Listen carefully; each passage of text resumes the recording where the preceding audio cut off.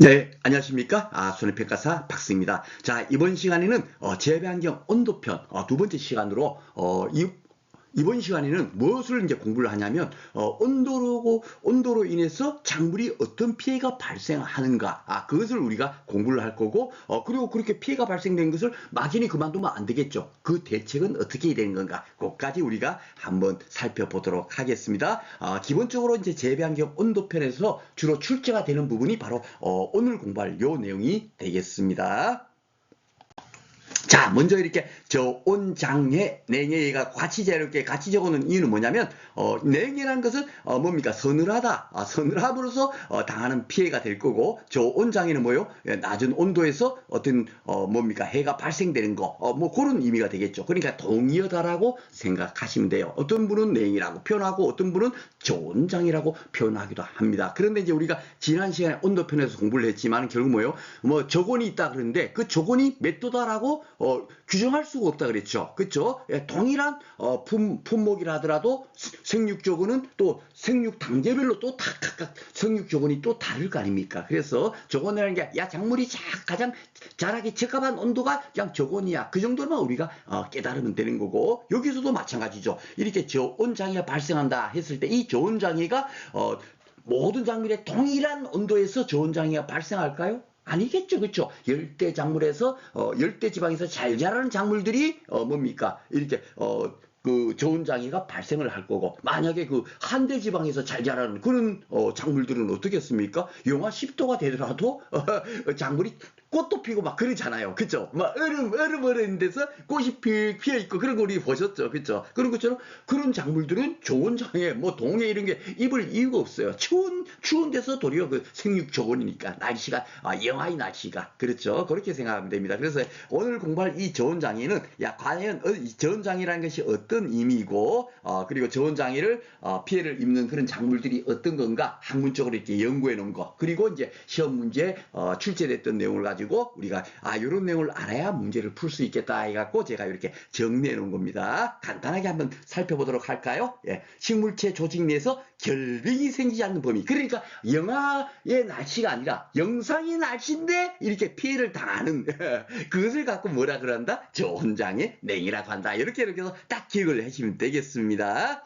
자, 그리고 이제 주로 호온성 작물에서 이 호온성 작물은 영도시에서 저장할 경우 저온장애가 발생한다. 요 어디서 봤죠? 예, 우리가 바로 지난 시간에 온도편에서 좀 이렇게 그 사고력을 발휘해갖고 문제를 풀 수 있도록 요즘 이렇게 출제되고 있다 그랬죠. 그렇죠? 그래서 저온장애를 그 뭡니까 입을 수 있는 거는 주로 호온성 작물들이 그 뭡니까 저온장애 피해를 입더라. 이렇게 우리가 기억을 하시면 되겠습니다.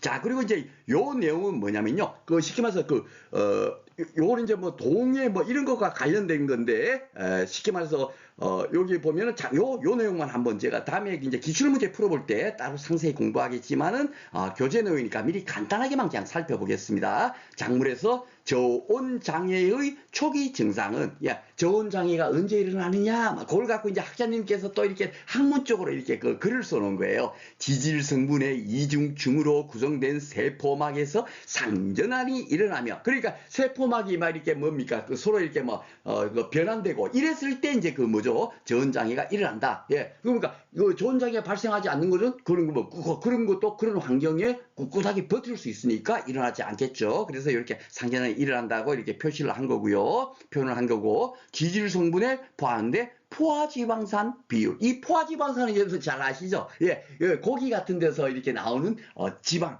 그걸 갖고 포화지방이라 그러고 우리가 그 식물성 지방을 뭐라 그러죠? 불포화 지방 그러죠. 그쵸? 예, 그래서 이제, 그 식물성 기름 같은 거는 불포화 지방이라는데, 포화 지방은, 고기에서 이렇게 추출되는 그런 기름 같은 거를, 지방 같은 거를 포화 지방이라고 합니다. 그러니까, 고기에서 추출되는 뭐죠? 예, 그 기름 같은 거는 조금 뭐 상온에서도 어때요? 조금 지나고 나면 그렇죠. 굳어버리잖아요. 그렇죠? 비누가 굳듯이 그냥 굳어버립니다. 그래서 이제 포화지방산이라고 하는 거고 결국 뭐 이렇게 굳어버리면 어떻게 되죠? 예, 그것이 결국 동해라든지 냉해라든지 이런 피해를 당할 수가 있는 거예요. 그래서 포화장식 비율이 상대적으로 낮아야만이 어떻게죠? 저온에 강한 경향이 있다. 이렇게 이제 표현을 해놨다라고 생각을 하시면 되겠습니다. 이게 굉장히 사실 이게 학문적으로 어려운 문제예요. 이런 것들이 기출 문제가 출제되어 있습니다. 그래서 문제를 풀면서 우리가 다시 공부를 하겠지만 살짝 한번 미리 이렇게 이런 내용들도 공부를 한 상태에서 기출 문제 풀어보는 게 좋겠죠.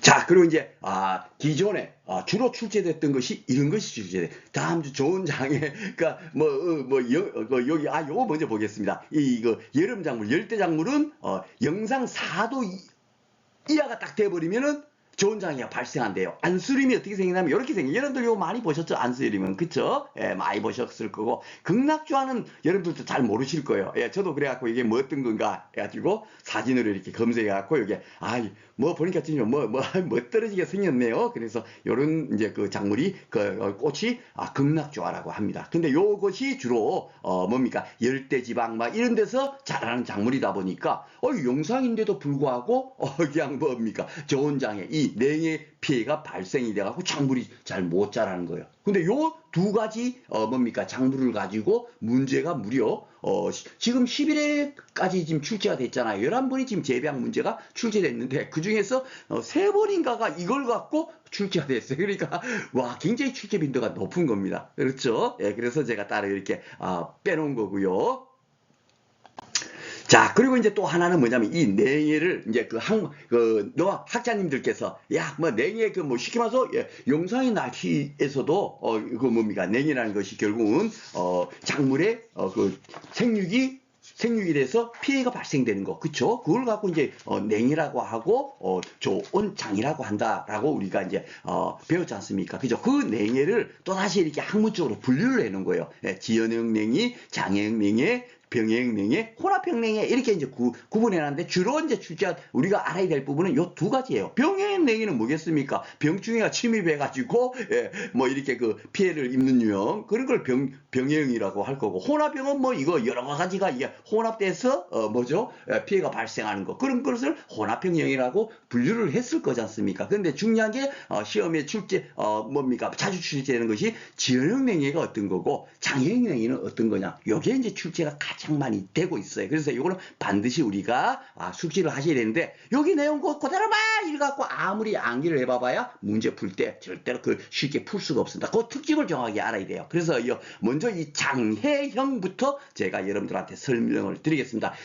제가 그 온도편에서 지난 시간이었나요? 예, 그 온도가 뭡니까? 그 조온에 처함으로써 피해를 당하는 시기가 언제가 크다 그랬죠? 영양 생장기에 크다 그랬습니까? 꽃이 핀 이후인 생식생장기 이후부터가 뭡니까? 저온에 입는 피해가 크다고 제가 안내드렸을까요? 그렇죠. 뒤에 바로 생식생장기 때 피해가 크다고 안내를 드렸죠. 그렇죠. 그래서 이제 주로 생식생장기 때 가장 큰 피해를 당한 것이 뭐냐면 꽃이 이렇게 다 피었어요. 꽃이 다 피어갖고 그다음에 이제 암술하고 수술이 수정을 해야 되는데 갑자기 그냥 날씨가 조금 추워집니다. 예, 온도가 조금 내려가 버려요. 그러면 어떻게 돼요? 암술이든 수술이든 어리 하나가 좀 잘못돼 버리면 죽어버리면 그 수정이 안 되겠죠. 수정이 안 되면 결국 어떻게 돼요? 꽃이 피어갖고 수정을 못하면 결국 뭐요? 열매를 맺지 못하는 거고 열매를 맺지 못하면 우리가 인간이 먹을 수 있는 뭐 사과라든지 우리가 과일로 표현을 하면 복숭아라든지 이런 것들을 달리지가 않겠죠. 그죠? 예, 바로 그렇게 되는 겁니다. 그래서 그런 것을 바로 장애형 냉이다라고 이렇게 해서 딱 이렇게 기억을 하시면 되겠습니다. 그래서 여기 보면 생식생포의 감수 분열기에 냉온의 영향으로 불임 현상이 초래되는 유형 이래 되지만 결국 뭐다? 꽃이 핀 이후에 수정이 안 돼가지고 발생되는 유형을 장애형 냉이다라고 한다. 요거 하나만 딱 기억을 하시면 생식생장기 아셨죠? 그리고 생식생장기가 어떻죠? 영양생장기보다도 저온에서 피해를 많이 당한다. 이것도 우리가 알고 있지 않습니까? 같이 연관 딱 지어버리면 요것에 대해서 정확히 기억을 하시고요. 그리고 이제 요 지연형 냉이라는 걸 말 그 자체로 지연되는 형태로 피해가 발생했다 그런 겁니다. 그렇죠? 그래서 냉온 또는 일조 부족으로 등숙기라는 공식이 여무는 시기 이런 걸 갖고 이제 등숙기라고 합니다. 예. 그리고 낮은 온도가 딱 처가물으면 어떻게 돼요?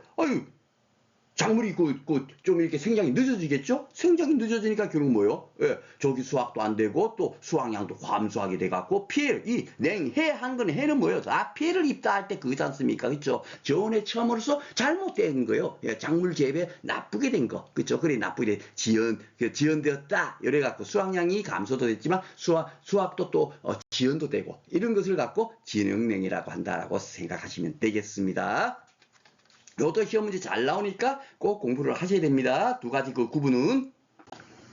자, 그리고 이제 요 내용은 뭐냐면요. 기출 문제가, 주로 이제 왜, 제가 오늘 저 이제 첫 강의를 지금 마무리 첫 강의를 진행하면서 그 대기편부터 제가 강의를 진행했겠어요? 그렇죠. 우리가 그 재배학 문제를 그 공부를 시험 과목에 대해서 공부를 하고 있지만 주로 출제되는 것이 뭐더라? 그렇죠. 재배 환경으로 인해서 어떤 피해가 발생하며 그에 대한 대책이 무엇인가를 주로 뭡니까? 손해평가사 재배학 문제에서는 출제되고 있는 거예요. 한 50% 정도 이상이. 그렇죠. 그렇기 때문에 온도로 인해서 피해가 당하는 거 이렇게 냉이라든지 동해 피해. 이 동해는 이제 어떤 거냐면, 동이 뭐죠? 이게 여기 지금 있으면, 그렇죠? 언다, 이 의미입니다. 얼어서 피해를 당하는 거. 그러니까 이거는 영하의 날씨에서 피해를 당하는 거죠. 그렇죠? 예. 요런 이제 형태, 요런 피해가 있는데, 그것에 대해서 다음 중에 옳은 것을 고르세요, 틀린 것을 고르세요 해서 출제가 주로 됐겠죠. 예. 그 내용들에 대해서 제가 따로, 보면은 지문도 그냥 점 하나 안 틀리고 또 다시 반복돼서 출제되고 하다 보니까, 요것은 요렇게 내가 정리를 해놔가지고, 이렇게 해서 이걸 그대로 읽어만 보셔도 문제 푸는데 지장이 없겠다 해서 제가 이렇게 정리를 해놓은 거예요. 가볍게 한번 읽어볼까요? 자, 냉해 및 동해의 형태. 그래갖고 배나무의 경우 꽃이 일찍 피는 따뜻한 지역에서 늦술의 피해가 많다. 뭐 아무것도 아닌 것 같은데 요 지문 가지고 아마 3번 정도 출제가 됐습니다. 그렇기 때문에 어쩔 수 없이 그대로 우리는 눈으로 이렇게 싹 이렇게 기억해 놓는 게 좋겠습니다. 그리고 이제 헷갈리라는 것은 뭐냐면 이제 복숭아 같은 데는 그 씨앗이 중간에 박혀 있지 않습니까? 그걸 이제 그 헷갈리라고 하는데 이거는 이제 작물의 분류가에서 가서 다리 헷갈리가 어떤 거고 공부를 하겠습니다. 그러니까 이렇게 복숭아가 대표적인데 이런 헷갈리는 늦술의 피해에 민감해서 피해가 많이 발생하나 봐요. 그러니까 이제 이런 내용들이 이렇게 안내가 돼 있었고, 잎눈이 꽃눈보다 내한성이 같다. 이것도 이제 어떻게, 그렇죠. 요 봐보세요. 꽃눈은 뭐예요? 예, 생식생장에 더 달하지 않습니까? 그렇죠. 그러니까 당연하게 조금만 추워지면 장형명이 발생됐죠. 예. 그런데 잎눈은 아직도 뭐예요? 줄기. 이 잎이 이제 자라려고 잎눈이 생긴 이후에 잎이 자라겠죠? 그럴 때는 뭐예요? 아직 영양생장 단계잖아요. 그러니까 잎눈이 내한성이 강하다? 예, 이렇게 되는 겁니다. 이제 뭔 뜻인지 아시죠? 그래서 이게 재배학의 어떤 거 우리가 공부를 하면서 그것만 몇 가지만 딱 알고 있으면 그것을 같이 연관지어서 이것이 맞다 틀리다, 이 지문이 맞다 틀리다, 그렇게 이제 판단하시면 되겠습니다. 요 내용도 아주 웃긴 내용이죠. 한번 보겠습니다. 서리를 방지하는 방법에는 방상펜 이용, 톱밥, 왕겨 태우기 등이 있다.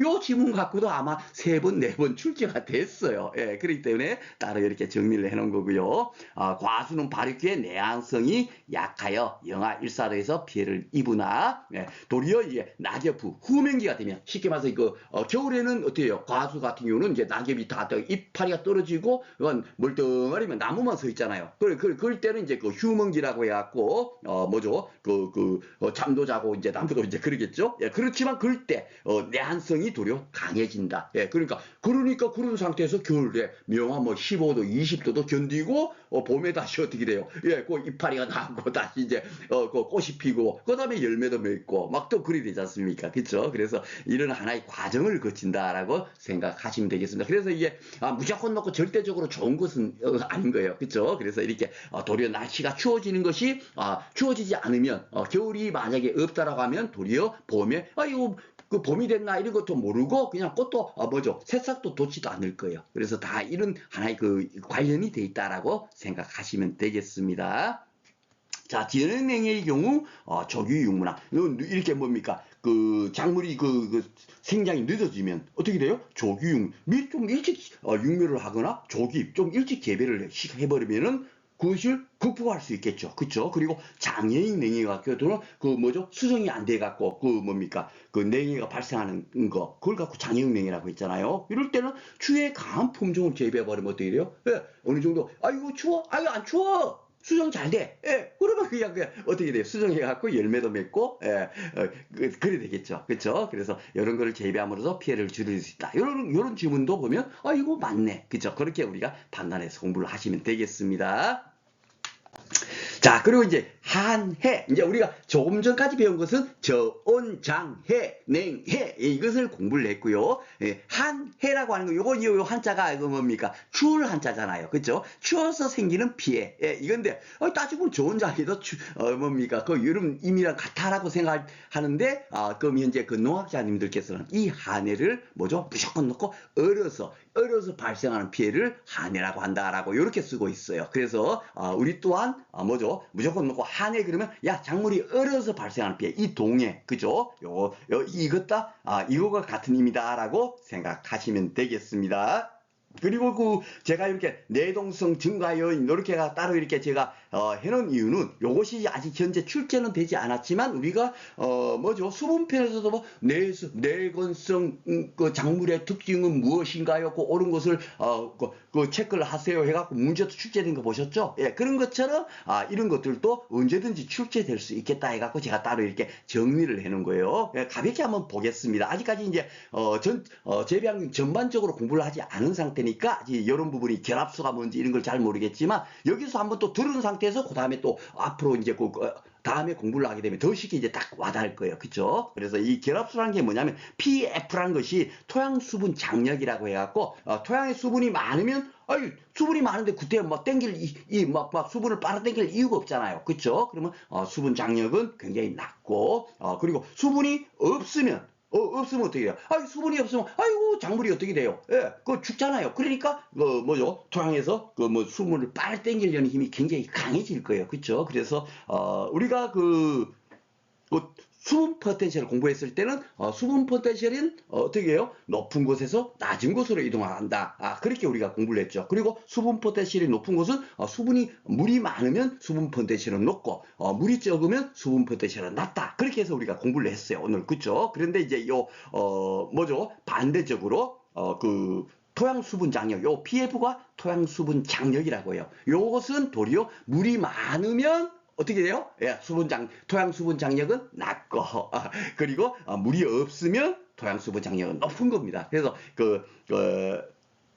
수분 포텐셜하고 반대적이다라고만 생각하면 돼요. 그러니까 이 PF가 7.0 굉장히 높죠. 이렇게 높은 것은 토양에 물이 하나도 없는 겁니다. 토양에 물이 없는 것을 갖고 이제 결합수라고 하는데 용어로 이 결합수는 결국 뭐예요? 토양에 물이 없으니까 잘 얼어요, 안 얼어요? 안 얼죠. 그러니까 내동성물 증가하는 요인이 되는 거예요. 그렇죠? 예, 그렇게 생각하시면 되고, 상투압은 제가, 요것도, 여기서 한번 설명을 드리겠습니다. 요것도 여러분께서 우리가 삼투압 그러면 이게 원래 이제 물의 압력 해갖고 압력이 높은 곳에 낮은 곳으로 그러다 막 이런 식으로 공부를 했잖아요. 그런데 재배학 관련해서는 그런, 그것을 묻지를 않아요. 그냥, 지문에서 막 이렇게 삼투압과 관련되는 지문을 해놓고 다음 중 옳은 것을 고르세요. 틀린 것을 고르세요. 그걸 우리가 판단해서, 답을 체크를 하지 않습니까? 그러면 이 삼투압도 어떻게 기억하면 되면 토양 수분 장력하고 동일하다라고 생각하면 돼요. 예, 그러니까 쉽게 말해서 삼투압이 높으면 물이 적어요.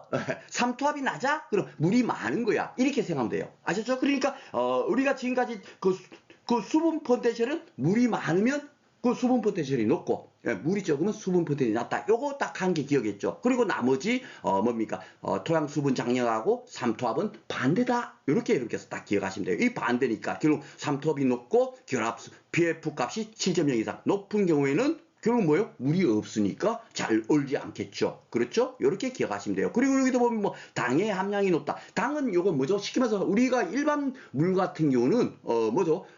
영하 5도에다 딱 이렇게 하면 금방 얼어버립니다. 영하 5도. 그죠? 5도에 한 1시간, 2시간 정도 놨다 보면 물이 얼어버려요. 그런데 그 물에다가 설탕을 한 서너 스푼 딱 같이 넣어가지고 영하 10도에서 계속 이렇게 한 2시간 후에 봐보세요. 얼습니까? 안 합니까? 안 얼죠. 그러니까 설탕이 있음으로써 어는 것을 견디는 것이 증가하는 거예요. 그래서 이제 당의 함량이 높다. 이렇게 되어 있는 이유가 바로 그겁니다. 그리고 이제 포복성 작물 같은 경우가 주로 이제 뭐죠? 내동성을 증가하겠죠. 그렇죠? 얘가 막 기어서 이렇게 그 뭡니까? 자라니까 어느 정도 추위에도 절대적으로 얼거나 그러지 않겠습니다. 그리고 여기 또 봐보면 영양생장기 돼 있죠? 예, 이거는 이제 지금 처음에 공부할 때는 잘 몰랐지만 제가 이렇게 자꾸 재배학의 큰 흐름, 이거 꼭 알아야 될 거, 그거는 자꾸 반복하는 이유가 뭐냐면 그것만 알고 있어도 우리가 재배학 문제 푸는데 굉장히 많이 도움이 되거든요. 그래서 지금 영양생장기는 뭐라 그랬죠? 잎이 커지고 줄기가 커지고 그게 영양생장기라고 그랬죠. 요 때는 온도가 낮아도 잘 버티더라. 언제 못 버티더라? 꽃이 핀 다음부터 못 버티더라. 그 꽃이 핀 단계부터가 뭐다? 생식생장기더라. 그랬잖아요. 그렇죠? 그래서 영양생장기는 당연하게 추위에 잘 견딘다. 이렇게 이해를 하시면 되겠습니다. 자, 그리고 이제 이 경화라는 것도 시험에 아마 이 경화 용어를 가지고 출제된 것이 한 4번 정도 출제됐습니다. 4번. 여러분들이 이제 처음 시험 공부하시니까 이 경화는 또 뭐야 할지 몰라도 맨날 출제되고 했던 그런 내용이에요. 근데 그 일반적으로 경화 우리 용어를 잘 쓰지 않기 때문에 잘 모르는데 이 경화가 뭐냐면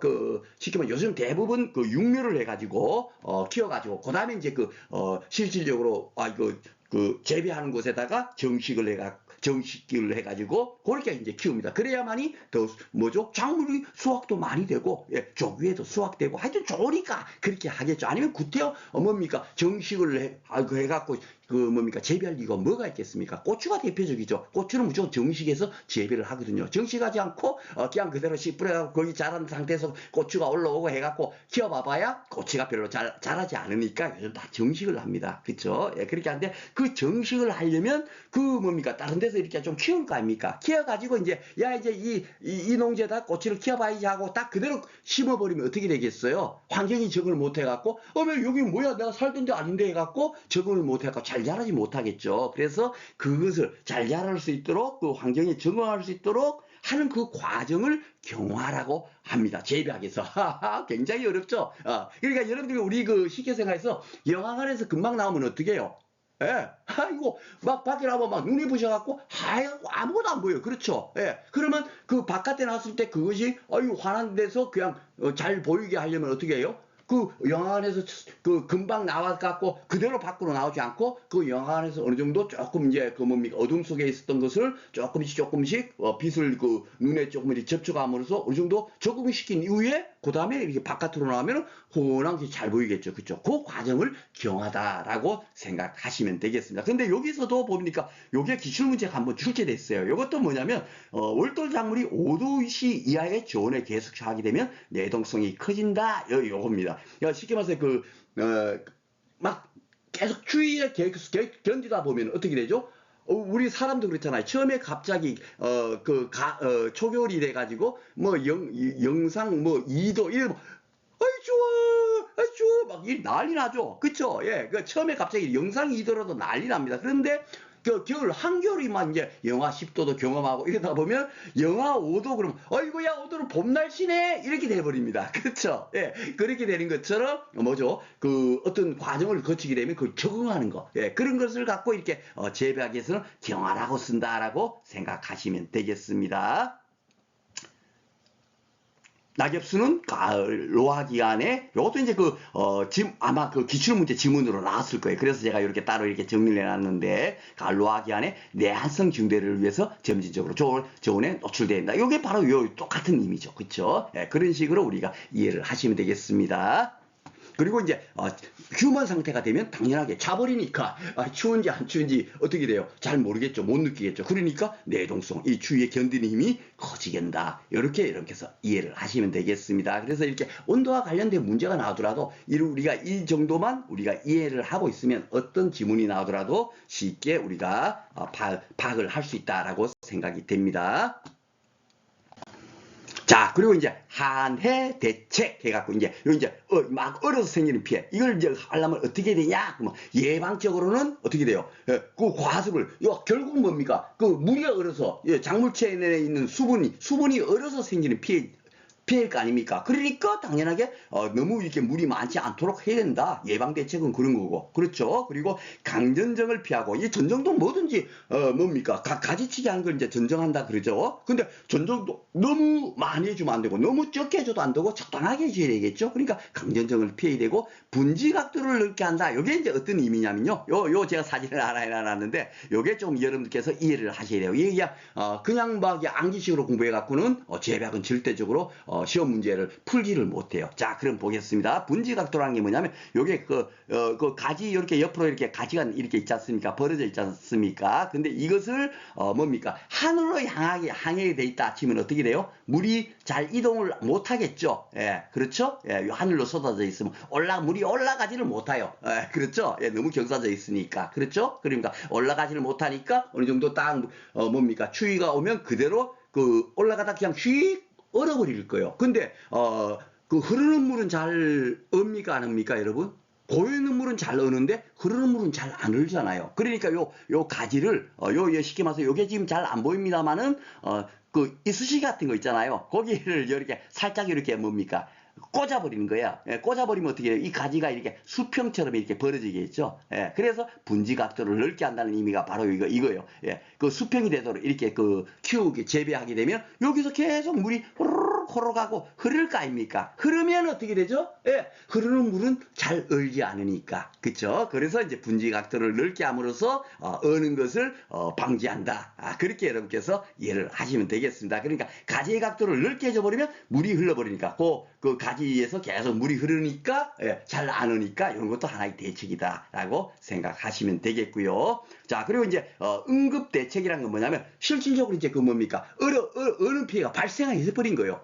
발생했을 때는 어떻게 해요? 즉시 뭐 응급적인 조치를 취해야 될 거 아닙니까? 그렇죠? 예, 그러니까 저녁에 관계, 뭐 여기 보면은 이 관계라고 돼 있는데 수증기의 뭡니까? 지열의 발산을 막아서 동상해를 방지한다. 물을 딱 쉽게 말해서 뿌려주는 거예요. 토양에다가 물을 뿌려주면은 그 수증기가 발생되면서 그 지열로 인해서 동상해가 방지될 수가 있겠죠. 그래 물 뿌려주는 것도 있고 또 송풍법. 요게 이제 주로 시험 문제 출제가 많이 돼요. 바람을 이렇게 뭡니까? 전달해준다. 뭐 그런 의미가 되겠죠. 예, 그래서 동상에 발생하는 밤의 지면, 부근의 온도 분포는 지면에 가까울수록 온도가 낮은데, 쉽게 말해서 땅 있는 데는 굉장히 온도가 낮겠죠. 온도가 낮은데, 땅이 아닌, 토양이 아닌, 지상, 뭡니까?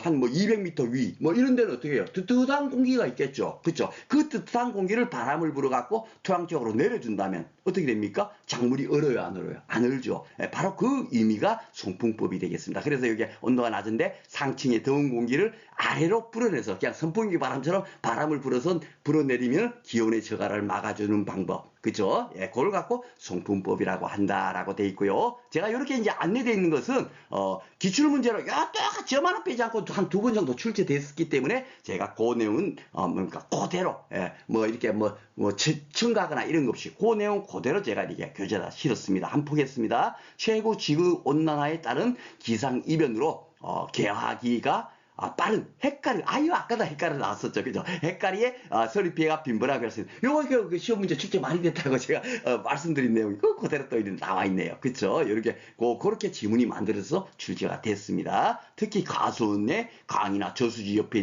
있을 때는 어떻게 해요? 거기는 이제 물 같은 게 수증기 같은 게 많이 발생되니까 서리 피해가 발생 확률이 훨씬 높겠죠. 그쵸? 예, 따라서 일부 농가에서는 상층의 더운 공기를 아래로 불어내서 가수원의 지연결을 막아주는 이 송풍법. 그렇죠? 예, 위에는 따뜻한 공기가 있으니까 그 공기를 그 바람개비 같은 걸로 이렇게 만들어 갖고 휙 돌리면은 어떻게 되겠죠? 그 더운 공기가 밑으로 이제 토양 쪽으로 내려오겠죠. 예, 그게 바로 송풍법이다라고 생각하시면 되겠습니다. 그리고 또 다른 방법이 뭐였냐면은 피복법이라고 해갖고 막 오니까 결국 뭐예요? 이형이라든지 거적이라든가 이런 거 아니면 비닐 같은 거 막 씌워주면 어떻게 돼요?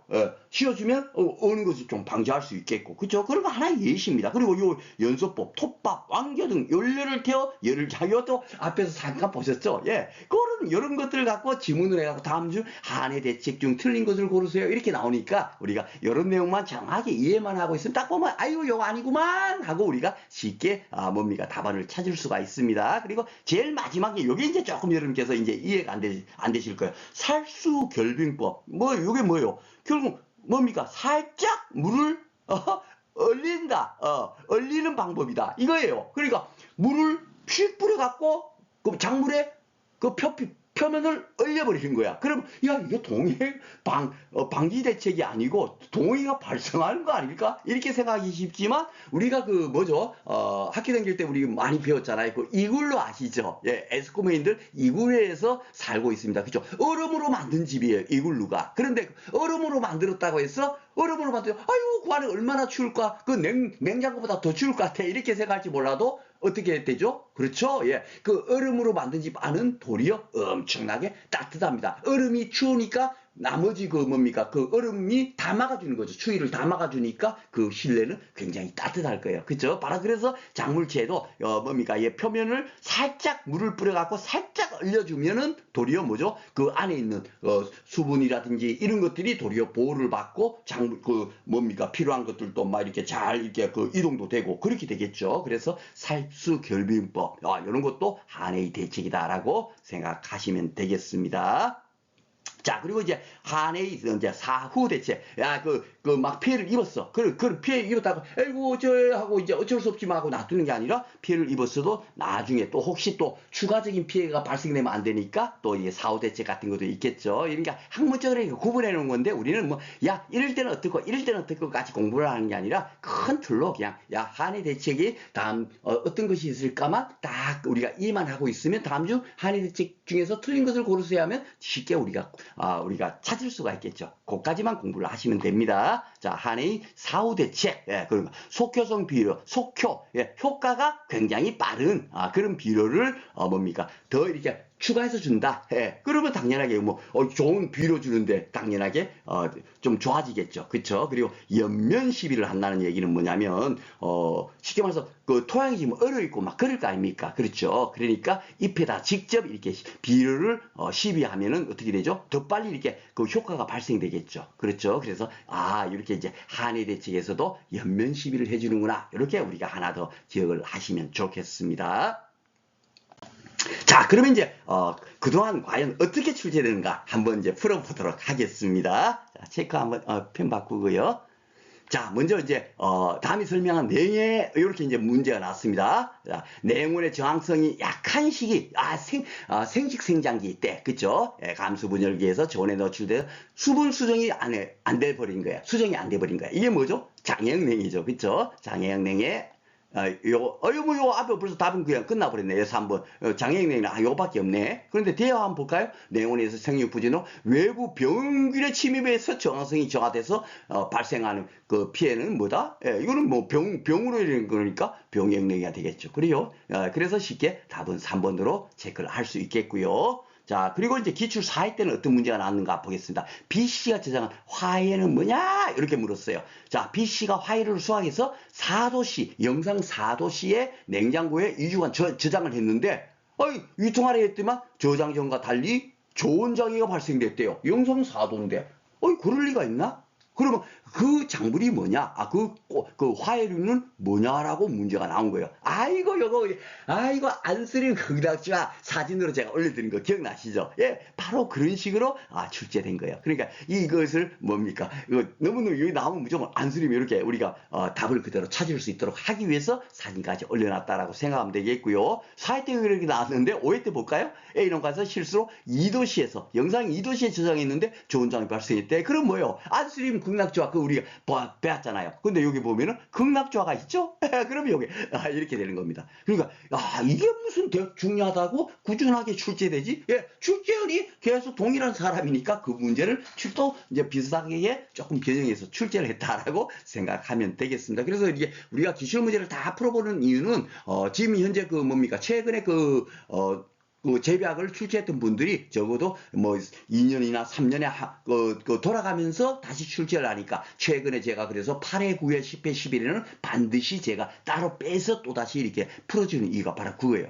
반드시 8회, 9회 때 출제했던 분들께서 금년에 또다시 출제할 가능성이 굉장히 높다. 그렇다면 그분은 맨날 거기에 대해서 전공했고 그런 것에 대해서 많이 알고 있기 때문에 또다시 그것과 관련된 문제를 출제하지 않을까. 그렇죠? 그래서 기출문제를 따로 이렇게 8회부터는 따로 우리가 공부를 하고 있습니다. 그 정도도 당연히 중요하죠.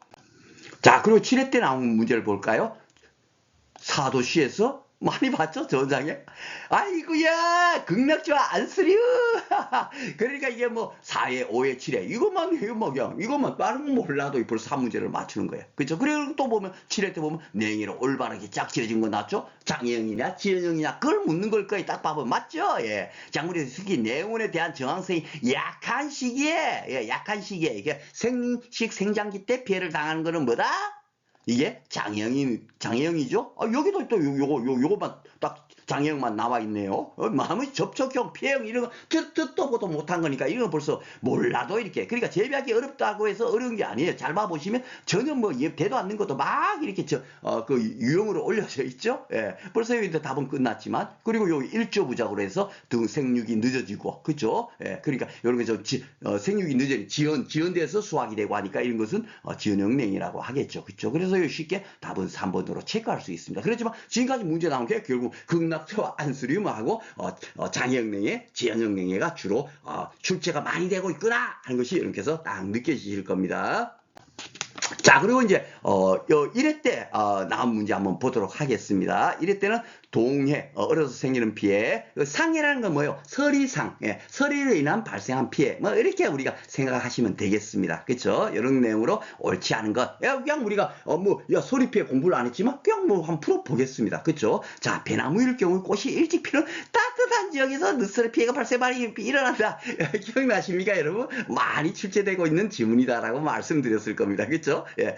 그러니까 이거는 이거 맞네. 햇가루는 늦설의 피해 민감하대. 이것도 많이 본 지문이네. 그쵸? 예. 꽃눈이 입는보다 내한성이 강합니까? 아니죠. 꽃이 피는 순간에는 생식생장이 되고, 생식생장이 되면 어떻게 돼요? 예. 그 장형냉이가 발생하지 않습니까? 그러니까 생식생장기에는 굉장히 내한성이 약해지는 거죠. 예. 그렇죠? 그러니까 꽃눈이 강하다, 약한다, 강하다 했으니까 이게 틀렸습니다. 그렇죠? 이렇게 우리가 문제를 풀면 되겠습니다. 예. 이걸 따로 뭐 공부하고 이런 게 아니겠죠? 예. 네 번째 볼까요? 소리를 방지하는 방법은 방상펜 이용, 왕기에 태우기 등이다. 이것도 한의 그 대책에서 우리가 공부를 했고 지문으로도 그쵸? 예, 그렇게 우리가 문제 풀면 되겠고요. 자, 5회 또 문제 보겠습니다. 어떻게 나왔는가? 옳게 나른 것을 고르세요 했네요. 자, 그 과사작물의 동해 및 서리 피해에서는 무엇의 경우 꽃이 일찍 피는? 이거 어디 많이 봤나요?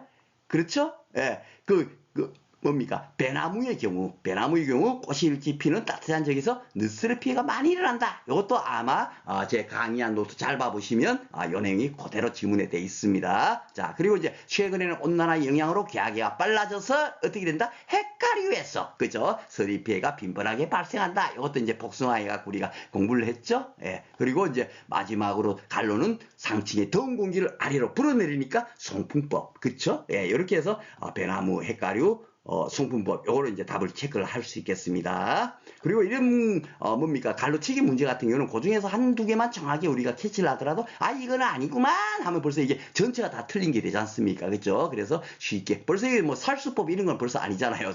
더운 공기를 아래로 불어내리는데 무슨 살수법이겠어요? 그러면 요거 아니면 요게겠구만. 요거 갖고 우리가 문제를 푸는데 이 갓가루 같은 거 우리가 듣도 보도 못한 거지. 햇가루는 박수 선생님 뭐 햇가루 뭐 하면서 강의를 했던데 그런 생각이 떠올라갖고도 이렇게 문제를 풀 수가 있을 거예요. 그쵸? 그렇게 생각하시면 됩니다. 자, 그리고 많이 출제됐죠. 예, 그러니까 거의 2문제 가까이 해마다 출제된다라고 생각하시면 되겠습니다. 자, 이것도 보겠습니다. 다음이 설명한 거 낙엽 과수는 가을 노화기관의 자연적인 기원초와 함께 내한성이 증대를 위해서 점진적으로 저온에 노출된다. 이게 바로 그 뭐라 그래요? 제가 그 영화관에 있다가 금방 밖으로 나면 아무것도 눈앞이 캄캄해지듯이 영화관에 나오면 바깥에 나오기 전에 잠깐 그 영화관에서 좀 그 뭡니까 어두웠던 것을 그 계속 그걸 좀 이제 변화를 시켜야 되니까 그것을 이제 적응하기 위해서 조금씩 적응한 이후에 바깥으로 나와야 되겠죠. 그쵸? 그걸 갖고 뭐라 그런다? 경화라고 한다라고 생각하시면 되겠습니다. 그래서 요 경화가 의외로 많이 나왔어요. 자, 그리고 6회 때는 동해를 예방, 이제 얼어서 발생하는 피해를 예방하기 위해서 실시한 조치가 아닌 것 했습니다. 그렇죠? 그러면 여기 봐보세요. 과실수확전, 토양의 질소. 제가 그랬죠? 이 질소는 여러분들 뭘 기억하라 그랬어요? 제가 바람편부터 오늘 지금 제가 오늘 5강을 지금 이제 진행하고 있는데 질소는 영양생량이라 그랬어요. 그죠? 막 잎이 커지고 줄기가 커지고 이런 역할을 한다 그랬어요. 그러면은 뭐죠? 그 질소 시비를 해버리면 어떻게 돼요? 땅에 있는 수분을 막 빨아당겨가지고 아이고 커야지 하고 자꾸 수분 빨아당길 거 아닙니까? 수분 빨아당기면 어떻게 돼요? 날씨가 만약에 영하의 날씨가 추워지면 그냥 그 작물이 얼어버리겠죠. 수분을 많이 머금고 있으면. 그렇죠? 예. 그렇기 때문에 질소 시비한다. 그러면은 벌써 이게 틀린 게 되는 겁니다. 이 우리가 재배학 문제 풀 때 바로 이렇게 푸는 거예요. 이게 무슨 뭐 재배학이 따로 이게 야 동해 예방할 때 질소 시비하면 안 돼. 뭐 이렇게 안내가 될 리가 없습니다. 그죠? 큰 틀을 딱 개념을 잡고 공부를 해봐 버리면 이런 문제가 쉽게 아이고 이건 틀렸네 하고 우리가 알 수가 있을 겁니다. 자, 과다하게 결실이 되지 않도록 젓갈을 시켜. 젓갈을 왜 주지? 저도 처음에 이해를 했어요. 아니 과실에 좀 뭐 과일이 많이 달려있으면 그만큼 수확도 많이 될 것 같은데 뭡니까 중심관계만 남겨주고 나 주변에 있는 5개를 다 따버리 그 가위로 잘라내버려.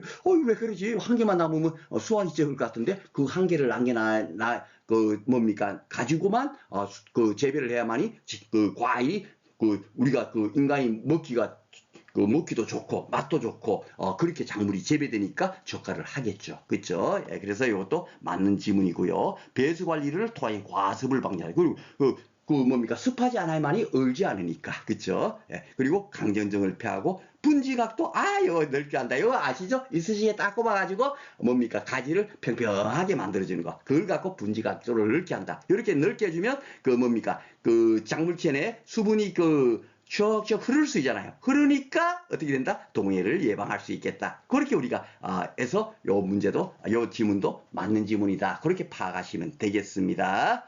요런 문제 하나만 풀어봐도 제가 이제 재배학 공부를 어떻게 해야 된다는 것이 좀 이렇게 감이 오시죠? 예, 그리고 특별하게 암기할 게 없으니까 공부하는 것도 큰 부담이 되지 않을 겁니다.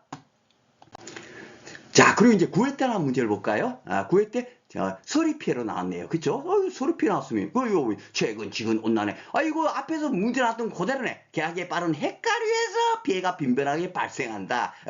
옳은 것들은 모르고, 이거 햇가류 맞네. 그쵸? 예, 맞아. 예. 특히 과수원이나 강가, 저수지 옆에는 발생한 율이 높다. 그렇죠? 예, 서리 피해가. 왜냐하면 그 수증기 같은 게 발생이 되니까 강이나 저수지 옆에는 그렇죠? 수증기가 많이 발생되니까 뭡니까? 서리 피해가 발생하니까 이것도 맞는 지문이네요. 또 따라서 일부 농가에서는 상층의 더운 공기를 아래로 풀어내려 송풍법 그것이 더 나은 거야. 예, 송풍법을 사용하겠다. 맞죠? 예, 그러니까 다 맞는 거니까 답은 4번 이렇게 체크를 하시면 되겠습니다. 자, 10회 때는 어떻게 나왔나 볼까요? 예. 순서대로 옳게 나란 것은 이렇게 나왔네요. 이것도 보면 작물에서 저온장애의 초기 증상은 요게 이제 제가 교재 안면 강의 안에다가 제가 그 내용을 따로 이렇게 설명했다는 그 내용이 있죠. 기출 문제가 조금 뭡니까 진짜 정말 그 불이탄 문제로 이렇게 또 출제된 거예요. 그렇지만 우리가 알고 있는 그 지식으로 한번 풀어보도록 하겠습니다. 저온장애 시크하면서 영상의 날씨에서도 뭐죠 피해를 당할 수가 있죠. 안수린 국나주화처럼 그쵸? 예, 이런 초기 증상은 지질 성분의 이중충으로 구성된 무엇에서 상전환이 일어나냐 이렇게 돼 있어요. 그렇죠? 예. 그런데 요게 뭐면 세포막이냐 세포벽이냐 요 차이인데 결국 뭐요? 세포막입니다. 예, 세포막에서 뭡니까 상전환이 일어난다라고 생각하시면 되겠습니다. 자, 그리고 이제 지질 성분에 포함된 포화지방산의 비율이, 포화지방산은 뭐다? 고기에서 발생된 그 지방을 포화지방이라고 하면 돼요. 그렇죠? 그리고 식물성 그 기름 같은 경우는 불포화지방이라고 생각하면 되고, 그러니까 식물성 기름은 몸에 좋은 거죠. 포화지방은 몸에 나쁘죠. 예, 그렇죠. 그래서 이제 심혈관 그런 질환에도 굉장히 안 좋습니다. 제가 지금 이제 심혈관이 안 좋아갖고 이번에도 그 뭡니까 그 급하게 또 그 실려가가지고 10일 동안 고생하다 나왔는데요. 예, 그래서 이 포화지방 같은 거는 뭡니까 상온에서 그냥 고체 덩어리가 돼버리죠. 이 고체 덩어리가 되니까 결국 어떻게 되죠? 예, 그 어려워서 발생하는 이런 피해가 많이 발생할 겁니다. 저온장애도 발생할 거고, 그렇죠? 그러니까 포화지방산의 비율이 상대적으로 낮아야만이 어떻게 되죠? 그 저온에 강할 수가 있는 거죠. 그렇죠? 예, 그래서 불포화지방산이라 치면은 어떻게 되죠? 예, 그 액체 상태로 있지 않습니까? 고체 상태가 아니에요. 그렇죠? 우리 식용유 같은 것도 어떻게 돼요? 예, 카놀라유 이런 게 다 액체 상태잖아요. 그렇죠? 예, 지방이 그렇죠. 그래서 액체 상태 그런 것이 이제 불포화지방이다라고 생각하시면 됩니다. 그러니까 고체 상태로 변하면 결국은 어떻게 되죠? 작물에 피해를 입는 거예요. 예, 사람도 결국 뭐예요? 이 포화지방산을 많이 먹으면 그 뱃속에서 고체 덩어리로 있는 거야. 그 지방이. 그래서 그 결코 그 인체에 좋지 않겠죠. 예, 그렇게 생각하시면 되겠습니다. 그래서 이것도 낮을수록 좋다. 이렇게 우리가 파악을 하시면 되겠습니다. 자, 이렇게 해서 이제 수분까지 이제 다 마쳤고요. 오늘까지 해가지고 지금 현재 제가 5강을 진행을 했는데, 원래 제가 4월 6일부터 해갖고, 4월 17일까지 해가지고 2주간에 걸쳐서 재배학을 제가 마무리 특강을 진행하려고 했었습니다. 재배학이 이제 그 다른 법 과목보다도 공부량이 한 뭐 4-5배가 사실 더 많아요.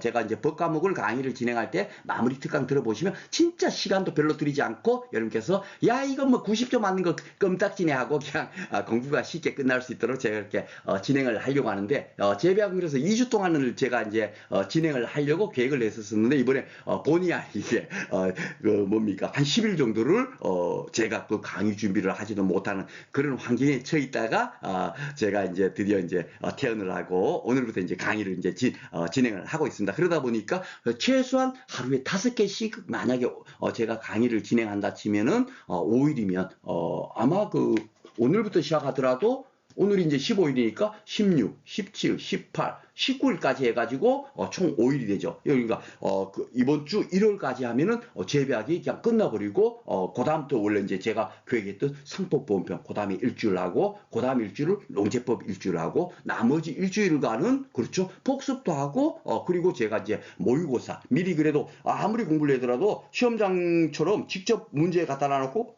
한번 내가 몇 점 정도 나올까 한번 테스트하는 것도 좋잖아요. 그렇죠? 그래서 이제 그런 모의고사 관련되게 해가지고 문제로 해가지고 제가 그 시험 전주에 아마 5월 5일이 될 겁니다. 그럴 때 이제 뭡니까 모의고사 문제를 여러분한테 제가 올려드릴 PDF 파일을 올려드리면 여러분께서 그걸로 이제 마지막으로 마무리 이제 복습하신다. 시험장에서 한번 문제 푸는 거 적응 훈련도 할 겸 해갖고 고주에는 그렇게 공부를 하면 딱 맞을 것 같아요. 그래서 조금은 무리가 가지만 여러분들께서 뭡니까 이번 주에 제가 5일 동안 강행을 하려고 현재 몸이 따라야 하겠지만 일단 그런 마음을 먹고 있으니까요. 조금 늦었다 싶더라도 여러분께서 재배학만큼은 제가 5일 동안 진행하는 것이 결코 뭡니까 대충 요만치만 공부하고 와서 대충 한 50점만 맞으세요가 아니고 뭡니까 여러분들이 어떤 문제가 나더라도 다 풀 수 있도록 일단 제가 그렇게 해서 여러분들한테 안내를 드려야만이 당연하게 제 도리를 다하는 거잖아요. 그래서 조금 이제 공부량이 조금은 많지만 여러분께서 그렇지만 뭡니까 제 강의를 마무리 특강을 활용을 잘 하시면 분명히 여러분들한테 좋은 결과가 있을 거라고 생각을 합니다. 그래서 오늘 이렇게 해서 이제 첫 하루의 강의를 마치고요. 내일은 이제 토양이 있죠. 재배환경 토양하고 그다음에 이제 재배환경 빛 있죠. 그 부분을 가지고 공부를 하겠습니다. 그래서 내일 공부하는 부분에서도 한 5문제가 해마다 출제되고 있으니까 토양하고 빛에 관련되는 내용을 가지고 공부를 해보도록 하겠습니다. 자, 오늘도 공부하시느라고 수고 많으셨습니다.